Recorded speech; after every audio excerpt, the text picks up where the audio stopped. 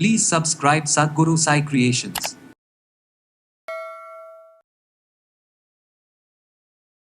உடல்ல ஆறாத ரணங்கள் முக்கியமாக சர்க்கரை நோயாளிகளுக்கு இருந்துக்கிட்டே இருக்கும். கால் பாதங்களில் ஏதாவது ப்ராப்ளம் இருந்துச்சுன்னா ஒரு சின்ன புண்ணு வந்தாலும் ஆறாமல் டயபெட்டிக் அல்சர் அப்படின்னு சொல்லுவோம். கால் பாதங்களில் ஏற்படுது. அதே மாதிரி ரொம்ப நாளாக படுக்கையிலே இருக்கிறோன்னு வச்சுக்கோங்களேன், பெட் சோர் வந்துடும். ஸோ படுக்கை புண்கள் நிறைய பேருக்கு நம்ம பார்த்துருக்குறோம். ஸோ முதுகு பகுதியில், பேக் ரீஜியனில் எல்லாமே நமக்கு வந்து பிட்ட பகுதிகளில், தொடை பகுதிகளில் எல்லாமே வந்து பார்த்தோம்னா புண்கள் ஆறாமல் ரொம்ப ரணமாக நமக்கு வந்து படுத்தும். இந்த வெரிகோஸ் வெயின் வந்து நாளடைவில் நரம்பு கீழே வந்து வெயின்ஸ் வந்து சுருண்டுட்டு இருக்கிற மாதிரி இருக்கும் காலில், காஃப் மசில்ஸில். இது நாளடைவில் ரொம்ப பெருசாக பல்ஜாகி சில நேரங்களில் அது வந்து புண்களாக மாறுறதுக்கும் வாய்ப்பு இருக்குது. சித்த மருத்துவத்தோட ஒரு ஸ்பெஷல் என்ன, ஒரு சிறப்பு என்னென்னா, நிறைய மருந்துகளை நம்ம வந்து இன்டர்னலாகவும் பயன்படுத்தலாம், அதாவது உள்ளுக்கும் அதை பயன்படுத்தலாம், எக்ஸ்டர்னலாக வெளிப்பிரயோகமாகவும் அதை தாராளமாக பயன்படுத்தலாம். சுகர் ரிலேட்டடாக வரக்கூடிய எல்லா பிரச்சனைகளுக்குமே இந்த மருந்தை நம்ம எடுத்துக்கலாம். முக்கியமாக பார்த்தோம்னா அல்சர், வயிற்றில் இருக்கக்கூடிய புண்கள், அதுக்கப்புறம் தைராய்டு சார்ந்த பிரச்சனைகளுக்கும் எடுத்துக்கலாம்.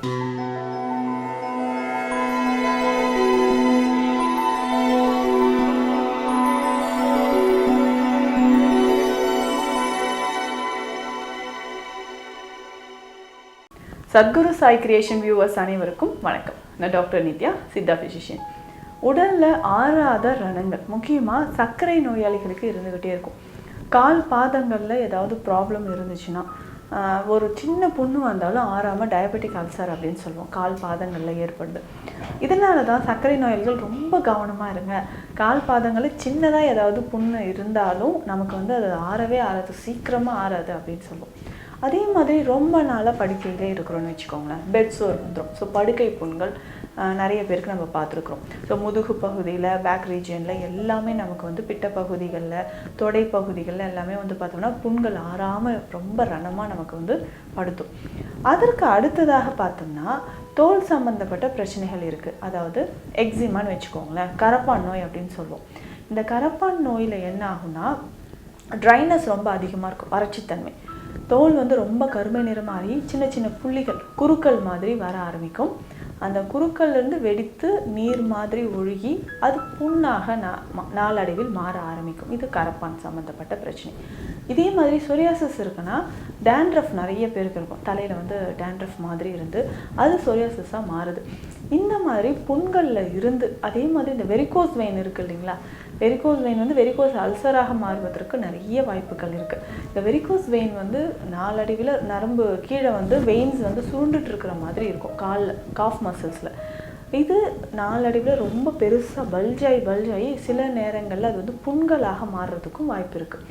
இந்த மாதிரி இருக்கக்கூடிய ஆறாத ரணங்கள், நாட்பட்டு இருக்கக்கூடிய ரணங்களுக்கு ஒரு சிறந்த மருந்து இருக்குது. சித்த மருத்துவத்தோட ஒரு ஸ்பெஷல் என்ன, ஒரு சிறப்பு என்னென்னா, நிறைய மருந்துகளை நம்ம வந்து இன்டர்னலாகவும் பயன்படுத்தலாம், அதாவது உள்ளுக்கும் அதை பயன்படுத்தலாம், எக்ஸ்டர்னலாக வெளிப்பிரயோகமாகவும் அதை தாராளமாக பயன்படுத்தலாம். அந்த மாதிரி ஒரு மருந்து தான் இந்த பதிவில் நம்ம பார்க்க போகிறோம். இது ரொம்ப எளிமையாக நம்ம வீட்லேயும் செய்யலாம். பல வருஷமாக இதை நிறைய நோயாளிகளுக்கு கொடுத்து, நிறைய நோய் நிலைகளுக்கு கொடுத்து ஒரு பாசிட்டிவ் ரிசல்ட் வந்து நமக்கு கிடைச்சிருக்கு. இதுதான் திரிஃபலாதி சூரணம் அப்படின்னு சொல்கிறோம். திரிஃபலாதி சூரணம் அப்படின்னா திரிஃபலாவை முதன்மையாக வைத்து மற்றும் சில மூலிகைகளும் சேர்த்து செய்யக்கூடிய ஒரு மருந்து. நார்மலாக நம்ம வந்து பார்த்தோம்னா திரிஃபலா சூரணம் அப்படின்றது நமக்கு தெரியும். கடுக்காய், நெல்லிக்காய், தாண்டிக்காய், இது மூணும் சேர்ந்தது திரிஃபலா சூரணம். இந்த மூன்றையும் வைத்து இது கூட சில மூலிகைகளை சேர்த்து நம்ம செய்யக்கூடியதான். ரொம்ப சிம்பிளான ஒரு விஷயம்தான் இந்த திரிஃபலாதி சூரணம் அப்படின்னு சொல்கிறோம். இந்த திரிஃபலாதி சூரணம் எதற்கெல்லாம் பயன்படுது அப்படின்னு பார்த்தோம்னா, நான் சொன்ன இத்தனை கண்டிஷனுக்கும், ஸோ காலில் ஏற்படக்கூடிய புண்கள்லேருந்து, வெரிகோஸ் அல்சரில் இருந்து, தோலில் ஏற்படக்கூடிய கரப்பான் நோய், தலையில் இருக்கக்கூடிய டேண்ட்ரஃப், இந்த மாதிரி எல்லா பிரச்சனைகளுக்குமே திரிஃபலாதி சூரணம் எடுக்கலாம். அதே மாதிரி நம்ம இன்டர்னலாக இதை எப்படி நம்ம பயன்படுத்த போகிறோம், எந்தெந்த நோய் நிலைகளுக்கு இதை பயன்படுத்தலாம் அப்படின்னு பார்த்தோம்னா, ஆண்களுக்கு நிறைய பேருக்கு ப்ரோஸ்டேட் கிளாண்ட் என்லார்ஜ்மெண்ட் இருக்கும், சுகர் இருக்குது, அதை தொடர்ந்து நமக்கு வரக்கூடிய பலவிதமான பிரச்சனைகள், நரம்பு சம்மந்தப்பட்ட பிரச்சனைகள், விரைப்புத்தன்மை சம்மந்தப்பட்ட பிரச்சனைகள், இந்த மாதிரி சுகர் ரிலேட்டடாக வரக்கூடிய எல்லா பிரச்சனைகளுக்குமே இந்த மருந்தை நம்ம எடுத்துக்கலாம். முக்கியமாக பார்த்தோம்னா அல்சர், வயிற்றில் இருக்கக்கூடிய புண்கள், அதுக்கப்புறம் தைராய்டு சார்ந்த பிரச்சனைகளுக்கும் எடுத்துக்கலாம். இந்த திரிஃபலாதி சூரணம் எப்படி செய்யணும்னா, இந்த திரிஃபலா சூரணத்தை நம்ம எடுத்துக்கணும். இது கூட நம்ம என்ன பண்ண போகிறோம் அப்படின்னா, சிவதை வேர். இது சிவதை வேர் அப்படின்ற மூலிகை, இதோட பவுடரும் நமக்கு நிறைய நாட்டு மருந்து கடைகளில் கிடைக்கும். நம்ம எப்படி செய்யறோம், நம்ம கிளினிக்கில் பார்த்தோம்னா சிவதை நல்லா நிறைய வாங்கி அதை நல்லா க்ளீன் பண்ணிவிட்டு வேறு பகுதியை மட்டும் கட் பண்ணி தனியாக எடுத்துருவோம். இதை நல்ல வெயிலில் உலர்த்தி பொடி செய்து பயன்படுத்தி தான் இந்த சூர்ணத்தை நாங்கள் செய்கிறோம். இந்த சிவதை வேரும் இது கூட சேருது. அடுத்து முக்கியமாக பார்த்தோம்னா சிலாசித்து. இதில் பார்த்தோம்னா இந்த சிலாசித்து எதுக்கு சேர்க்குறாங்க, உடலில் இருக்கக்கூடிய நரம்புகளை வலிமை சேர்ப்பதற்கு. இந்த சிலாசித்து இல்லைன்னாலும் இந்த சிவதை வேர் மட்டுமே இதில் சேர்த்துக்கலாம். அடுத்ததாக சதக்குப்பை அப்படின்ற மூலிகை, திரிஃபலா சூரணத்தோட சதக்குப்பை அப்படின்ற மூலிகை, சிவதை வேர், இது இரண்டையுமே சேர்த்து செய்யக்கூடிய மருந்து. இந்த சிலாசித்து நீங்கள் வீடுகளில் செய்யும் போது சேர்க்க முடியல அப்படின்னா நம்ம மெடிசனில் சேர்த்தே நம்ம கொடுப்போம். ஏன்னா சிலாசித்தை பியூரிஃபை பண்ணி சுத்தி செய்து அதை பயன்படுத்துகிறோம். எதற்காக இந்த சிலாசித்து இது கூட சேர்க்கணும், இந்த சூர்ணத்தோடு இந்த சிலாசித்து எதுக்கு சேருது அப்படின்னா, நம்ம உடலில் இருக்கக்கூடிய நரம்புகள் வலிமைப்படுவதற்கு, நரம்பு தளர்ச்சி சம்மந்தப்பட்ட பிரச்சனையோ, உடல் சோர்வு இருந்துக்கிட்டே இருக்கும். சிலருக்கு எப்போ எனி டைம் அடித்து போட்ட மாதிரி வலி இருக்குது அப்படின்னு சொல்லுவாங்க. ஸோ தாங்க முடியாத வலி இருக்கா, அதுக்கப்புறம் சுகர் தொடர்பு, அதாவது சர்க்கரை நோய் தொடர்பான பிரச்சனைகள் இருக்கக்கூடிய நபர்களுக்கும் இது நம்ம சேர்த்து கொடுக்குறோம். அப்போது இந்த திரிஃபலா சூரணத்தோட நம்ம சிவதை வேர் மற்றும் சதக்குப்பை இந்த மூலிகையை சேர்த்து செய்யக்கூடியது தான் திரிஃபலாதி சூரணம்னு சொல்கிறோம். இதை நம்ம வயிற்றுப்போக்குக்காக பயன்படுத்தலாம். வயிற்றுப்போக்குனா வயிறு இன்டெஸ்டைனை க்ளீன் பண்ணுறதுக்கு. இது சர்க்கரை நோயாளிகள் எப்படி எடுத்துக்கலாம் அப்படின்னு பார்த்தோம்னா, வாரம் ஒரு முறை எடுத்துக்கலாம். இது எப்படி நான் வாரம் ஒரு முறை, இப்போ வயிறு சுத்தம் பண்ணோன்னா 6 மாதத்துக்கு ஒரு முறை தானே, அப்போ வாரம் ஒரு நாள் ஏன் இதை எடுக்கணும் அப்படின்னா, வாரம் ஒரு நாள் எடுக்கும்போது ரொம்ப ரொம்ப லகு பேதி அப்படின்னு சொல்லலாம். லகு பேதினா 1லிருந்து 2 முறை தான் நமக்கு இது பேதியை உண்டாக்கும். இதுவே நம்ம 6 மாதத்துக்கு ஒரு முறை இந்த மருந்தை நம்ம பயன்படுத்தலாமா அப்படின்னா தாராளமாக. அதுக்கு இது கூட இன்னும் சில மூலிகைகளை சேர்க்கணும், அதையும் நான் சொல்கிறேன். வாரம் ஒரு முறை என்ன பண்ணணும் அப்படின்னா, இது 1 ஸ்பூன் அளவுக்கு, கிட்டத்தட்ட 6 கிராம் 7 கிராம் அளவுக்கு எடுத்து நம்ம வெந்நீரில் கலந்து காலையில் குடிக்கணும். காலையில் குடிக்கும்பொழுது வயிறு நல்லா சுத்தமாகி மோஷன் போகும், ஃப்ரீயாக மோஷன் போகும். 1லிருந்து ஒரு 2 முறை நமக்கு லூஸ் மோஷன் ஆகிறத நம்ம பார்க்கலாம். இதுவே 6 மாதத்துக்கு ஒரு முறை நம்ம பேதி மருந்தாக இதை எடுக்கணும் அப்படின்னா, ஆமணக்கெண்ணெய், அதாவது கேஸ்டர் ஆயில், விளக்கெண்ணெய் நம்ம சொல்கிறீங்களா, அதை எடுத்துக்கணும். அது கூட 1 கிளாஸ் அளவுக்கு வெந்நீர், அதுக்கப்புறம் இந்த விளக்கெண்ணெய், இந்த மருந்து ஒரு 7லிருந்து 8 கிராம் சேர்த்து கலந்து நம்ம குடிச்சிடணும். ஸோ இந்த மாதிரி நம்ம குடிக்கும்போது தான் உடல், அதாவது குடல் பகுதி நல்லாவே சுத்தமாகி ஒரு 5லிருந்து 6 முறை நமக்கு பேதி ஆகிறத பார்க்க முடியுது. ஸோ 6 மாதத்துக்கு ஒரு முறை எடுக்கணும்னா இந்த திரிஃபலாதி சூரணத்தை நான் சொன்ன மாதிரி நம்ம சாப்பிட்டுட்டு வரலாம்.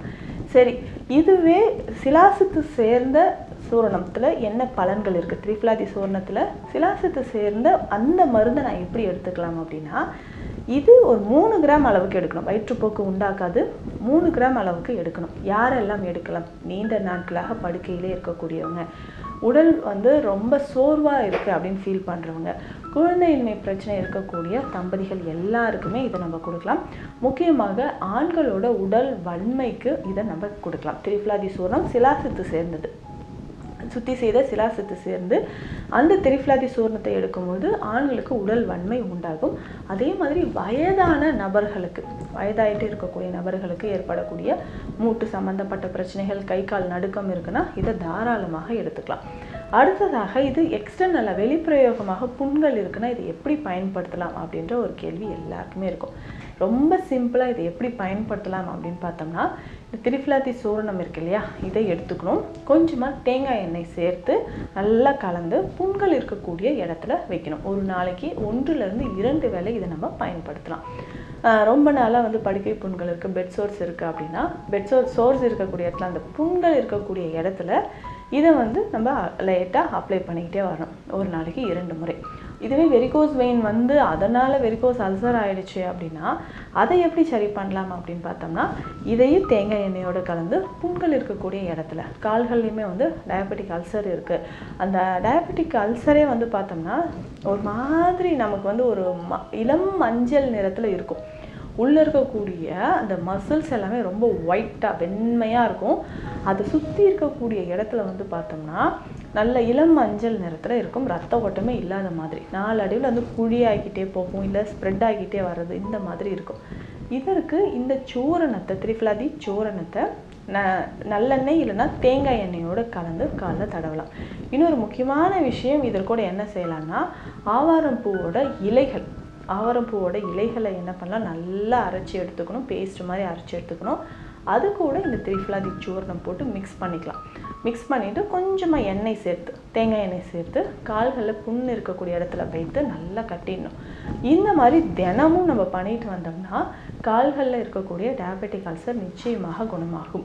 இதுவே கரப்பானோ இல்லை தோலில் இருக்கக்கூடிய நோய்கள் இருக்குதுன்னு வச்சுக்கோங்க, தோலில் இருக்கக்கூடிய சொரியாசிஸ் மாதிரியான பிரச்சனைகள் இருக்குது அப்படின்னா இதை தேங்காய் எண்ணெயோடு கலந்து நம்ம ஃபேஸ்லேயோ இல்லை வேறு எந்த இடத்துல தோல் சார்ந்து வரக்கூடிய நோய்கள் இருக்கோ அந்த இடத்துல இது அப்ளை பண்ணிக்கலாம். ஏன்னா பொதுவாகவே நமக்கு தெரியும், கடுக்காய், நெல்லிக்காய், தாண்டிக்காய் மூன்றுமே அதிகமான துவர்ப்பு சக்தி இருக்கக்கூடிய மூலிகைகள் தான். இந்த அதிகமான துவர்ப்பு சக்தி என்ன பண்ணுதுன்னா நம்ம ரத்தத்தில் இருக்கக்கூடிய கழிவுகளை வெளியேற்றும், புண்களை ஆற்றக்கூடிய சக்தி இருக்குது. துவர்ப்பு சக்தி ஆஸ் யூஷுவல் நமக்கே தெரியும், பவல் மூமெண்ட்ஸ் அதை வந்து ப்ரொமோட் பண்ணுது அப்படின்னு சொல்லலாம். பவல் மூமெண்ட்ஸை வந்து ப்ரொமோட் பண்ணும்போது குடலில் இருக்கக்கூடிய கழிவுகள் வெளியேற ஆரம்பிக்கும். ஸோ இந்த திரிஃபலாதி சூரணத்தோட நிறைய பலன்கள் இருக்குது. இதில் முக்கியமாக வந்து பார்த்தோம்னா சிவதை தான் குடல் பகுதியில் இருக்கக்கூடிய கழிவுகளை வெளியேற்றக்கூடிய அற்புதமான ஒரு மூலிகைன்னு சொல்லலாம். நிறைய பேர் இரவு நேரத்தில் இந்த மலம் காலையில் எனக்கு வந்து மோஷன் போகல அப்படின்னு சொல்கிறவங்க நிலாவாரை சூர்ணம் இதோட கலந்து சாப்பிடலாம். பொதுவாகவே இந்த திரிஃபலாதி சூர்ணம் சாப்பிடும்போது அதிகமான மலம் வந்து வெளியேற ஆரம்பிக்கும். ஆனால் அதை தாண்டியும் எனக்கு வந்து கான்ஸ்டிபேஷன் இருக்குது அப்படின்னு சொல்கிறவங்க நிலாவாரை சூர்ணம் ஒரு 1/2 ஸ்பூன், அப்போ திரிஃபலாதி சூர்ணம் ஒரு 1/2 ஸ்பூன், நிலாவாரை சூர்ணம் ஒரு 1/2 ஸ்பூன் போட்டு வெந்நீரில் கலந்து தினமும் இரவு நேரத்தில் சாப்பிட்டுட்டு வந்தோம்னா மலச்சிக்கல் அப்படின்ற பிரச்சனை இல்லாமல் இருக்கும். ஸோ இந்த திரிஃபலாதி சூரணம் பல நோய்களுக்கு நம்ம சித்த மருத்துவத்தில் பயன்படுத்திட்டு வரோம். டயபெட்டிக் அல்சர் இருந்தாலும் சரி, தைராய்டு சார்ந்த பிரச்சனைகள், அதுக்கப்புறம் வயிற்றில் இருக்கக்கூடிய புண்கள், நரம்பு சம்பந்தப்பட்ட பிரச்சனைகள் எல்லாத்துக்குமே இதை பயன்படுத்துகிறோம். இதில் சேர்க்கக்கூடிய மூலிகைகளும் ரொம்ப ரொம்ப மருத்துவ குணங்கள் நிறைந்த மூலிகைகள் தான். பல வருஷமாக இதை நம்ம கிளினிக்லேயும் நம்ம கொடுத்துட்ருக்குறோம். ஸோ இந்த பதிவு உங்களுக்கு பயனுள்ளதாக இருக்கும்னு நம்புகிறேன். மீண்டும் அடுத்த பதிவில் சந்திக்கலாம்.